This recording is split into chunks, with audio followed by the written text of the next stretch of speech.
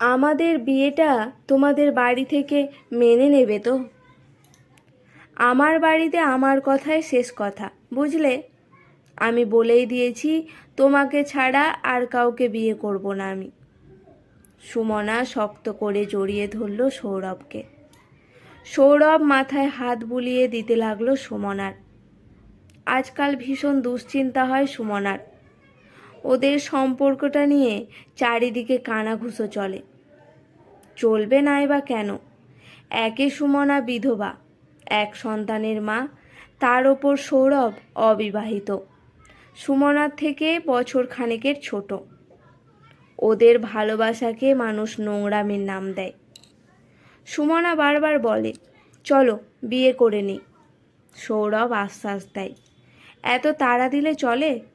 বাড়িটা তৈরি শুরু হয়েছে সবে, বিয়ে তো আমি তোমাকেই করব। আশেপাশের লোকজন বলে, নির্লজ্জ মেয়ে মানুষ, বাচ্চা ফেলে পরপুরুষের সাথে প্রেম করে। সুমনা অনেক ভেবেছে। প্রথমে আসতেই চায়নি সৌরভের সাথে সম্পর্কতে, কিন্তু সৌরভের ওর প্রতি ভালোবাসা, যত্ন দেখে বড় লোভ হয়েছে ওর মনে। বিয়ের পর মাত্র 6 মাস সংসার করেছিল সুমনা। তারপর স্বামীর মৃত্যুর পর ঠাঁই হয় বাপের বাড়িতে। ততদিনে সুমনা সন্তান সম্ভবা।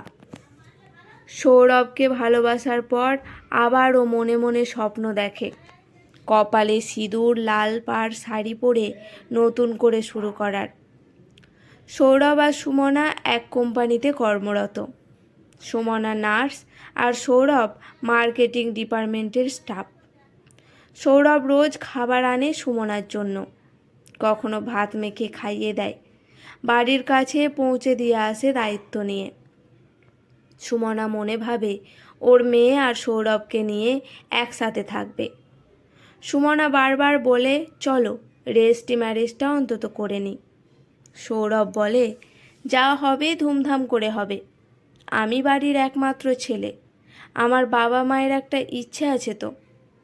সুমনা মেনে নেয় আর ভয়ে ভয়ে অপেক্ষা করে।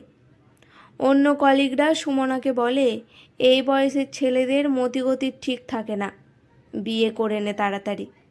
সুমনা বলে যে সে বিশ্বাস করে সৌরভকে। দেখতে দেখতে প্রায় 1 বছর কেটে গেছে।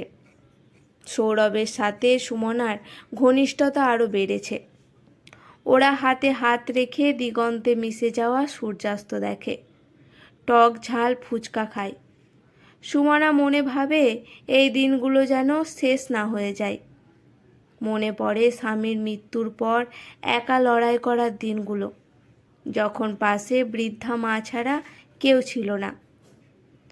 আর আজ ওর কাছে একটা ভরসার কাঁধ আছে। সৌরভ বলে, আর 6টা মাস পরেই বিয়ে করব তোমায়, কিন্তু বাড়িটা কমপ্লিট করতে আরও আমার টাকার দরকার। সুমনা কিছু না ভেবেই নিজের সবটুকু সঞ্চয় তুলে দেয় সৌরভের হাতে। সৌরভকে বলে, রাজপ্রাসাদ বানাচ্ছি, তার রানী তো তুমিই হবে। এইভাবে দিন এগিয়ে চলে। সুমনা ঠিক করতে থাকে একদম টকটকে লাল বেনারসি পরে বিয়েতে বসবে ও। আশেপাশের লোকজন সুমনাকে ঠেস দিয়ে কথা বলে। সুমনা ভাবে বিয়ের পর সব ঠিক হয়ে যাবে। 6 মাস কেটে গেছে। সৌরভের বাড়ি তৈরি কমপ্লিট। সুমনা শুনল সৌরভ অন্য ব্রাঞ্চে ট্রান্সফার চাইছে। এখন আর সৌরভ সুমনাকে ফোন করে না। সুমনা কল করলে 2-1টা উত্তর দেয়, বাকিটা এড়িয়ে যায়।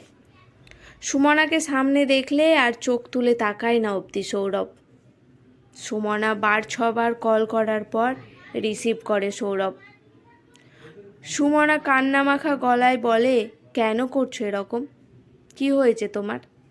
তুমি ট্রান্সফার কেনই বা নিচ্ছ? সৌরভ গম্ভীর গলায় বলে, আমার বাড়ির লোক তোমাকে মানবে না, জানিয়ে দিয়েছে।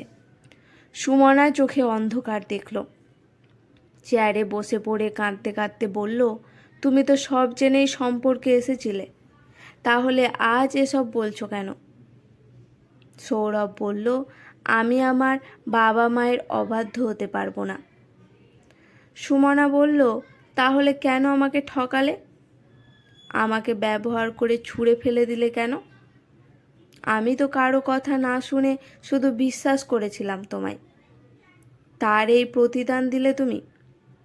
সৌরভ বলে ফেলল, বিধবা মেয়েকে কেনই বা বিয়ে করব আমি? কি আছে তোমার কাছে? সুমনা জড়ানো গলায় বলল, তাহলে তুমিই আমাকে চাইছো না? সৌরভ বলল, না, চাইছি না। তোমারই এত সংসার করার শখ কিসের? ফোনটা ধপ করে পড়ে গেল হাত থেকে সুমনার। তারপর আর কিছু মনে নেই সুমনার। জ্ঞান ফিরতে সুমনা দেখল ওর মা মাথার কাছে বসে। মেয়েটা কাঁদছে অঝরে। সুমনা মেয়েকে জড়িয়ে ধরল। সুস্থ হতে সুমনার কয়েকদিন সময় লেগেছিল। 1 সপ্তাহের মধ্যে সৌরভ নববিবাহিত স্ত্রীকে নিয়ে ছবি ফেসবুকে পোস্ট করে ক্যাপশনে লিখল, আমার রানী। একের পর এক পোস্ট করল সিঁদুর দান, মালা বদলের ছবি। সুমনা বুঝল সব আগে থেকে ঠিক করাই ছিল। সুমনা এত বড় ধাক্কা খেয়ে বেঁচে থাকার ইচ্ছেটাই হারিয়ে ফেলল। পাশে দাঁড়ালো কয়েকজন বন্ধু। পাড়া প্রতিবেশীরা বলল, বেশ হয়েছে। সুমনার নিত্যদিনের সঙ্গী হলো কান্না আর আফসোস। 4 দেওয়ালের মধ্যে বন্দি রাখলো নিজেকে। বন্ধুরা বোঝালো, নিজের মা আর মেয়ের জন্য লড়াই ওকে চালাতেই হবে জীবনের সাথে। ততদিনে সৌরভের নগীন জীবন, অষ্টমঙ্গলা, হানিমুনের ছবি ফেসবুক জুড়ে। আর সুমনা নিঃশর্ত, ওর কাছে কোনো প্রমাণ নেই যে ও সৌরভকে ওর সব সঞ্চয় দিয়ে দিয়েছে, বিশ্বাস করে দিয়েছে। 15 বছর কেটে গেছে। সুমনা তারপর আর সংসার করার স্বপ্ন দেখা কল্পনাও করেনি। ঠকে গিয়ে বুঝেছে সবাইকে সব কিছু মানায় না। একদিন হঠাৎ ওয়ার্ডে পেশেন্ট অ্যাটেন্ড করতে গিয়ে চমকে উঠল সুমনা। এই যে সৌরভ। সুমনাকে দেখতে পেয়ে সৌরভ বলল, তুমি? সুমনা বলল, হঠাৎ হাসপাতালে যে, বাড়ির কেউ এসেছে? ফুপিয়ে কেঁদে ওঠে সৌরভ বলল, আমার কেউ নেই গো। সুমনা বলল, মানে? সৌরভ বলল, বাবা মা গত হয়েছেন। আমার স্ত্রী পাপিয়ার সাথে ডিভোর্সের মামলা চলছে। প্রতি মাসে মোটা অঙ্কের অ্যালুমনি গুনতে হয়। আমার বাড়ি আমি পাপিয়ার নামে করে দিয়েছিলাম। এখন নিজের বাড়িতে ওঠার অধিকার নেই আমার। ওর প্রেমিককে নিয়ে আসে আমার বাড়িতে। ছেলেটার কাছে যেতে দেয় না আমাকে। কতদিন বাবা ডাক শুনিনি। আমার সব শেষ হয়ে গেছে সুমনা। এত অসুস্থ, তাও কেউ একবারের জন্য খোঁজ নেয়নি। সুমনা দীর্ঘশ্বাস ফেলে বলেছে, তাতে কি কোনো বিধবাকে তো তুমি বিয়ে করনি? চলে যাওয়ার সময় সুমনার হাত ধরে সৌরভ বলেছে, আর একটু থেকে যাও। সুমনা বলেছে, আমি তো সারা জীবন থাকতে চেয়েছিলাম, থাকতে দিলে কোথায়? প্রমাণ করে দিয়েছ বিধবা মেয়েরা ভালোবেসে ঠকে যায়, স্বীকৃতি পায় না আর। অথচ কত মনীষীরা বলেছেন আমাদের নাকি ভালো থাকার অধিকার আছে। আইনও তাই বলে, কিন্তু বিশ্বাস নষ্ট করে মানুষ।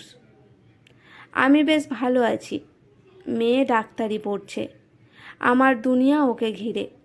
তোমার জন্য সমাজ থেকে যে ঘৃণা আমি পেয়েছিলাম, আমার মেয়ে তা গর্বে বদলে দিয়েছে।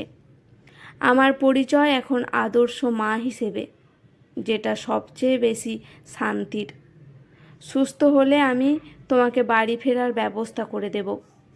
দরকার হলে একজন আয়া খুঁজেও দেব। এর থেকে বেশি কিছু আর করতে পারবো না তোমার জন্য। আর এগুলো করব শুধুমাত্র মানবিকতার বিচারে। কি জানো তো, ঠকালে তোমাকে একদিন ঠিক ঠকতে হবে। এ বিষয়ে তোমার নিজেকে প্রস্তুত রাখা উচিত ছিল। আজকের গল্পটি এখানেই সমাপ্ত। গল্পটি কেমন লাগলো অবশ্যই কমেন্ট করে জানাবেন। যদি গল্পটি শুনে ভালো লেগে থাকে একটি লাইক করে চ্যানেলটি সাবস্ক্রাইব করে আমার পাশে থাকবেন।